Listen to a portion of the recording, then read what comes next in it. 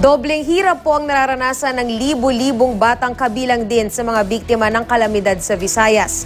Kailangan po nila ng pagkain, gamot, pati na donasyong breast milk o gatas ng ina. May report si Jam Sisante. Jam?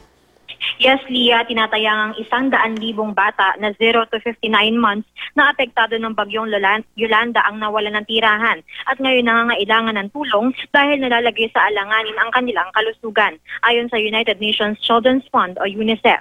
Ayon kay Dr. Will Zek, hepe ng Health and Nutrition Section ng UNICEF Philippines, nanganganib na masakit ang mga bata ng measles, malnutrition, diarrhea at pneumonia dahil sa sitwasyon nila sa mga nasalantang lugar.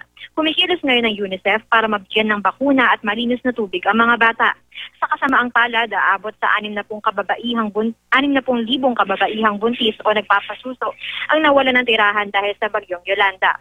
Pinakamagandang paraan pa rin daw ang pagpapasuso para bigyan ng nutrisyon ang mga sanggol.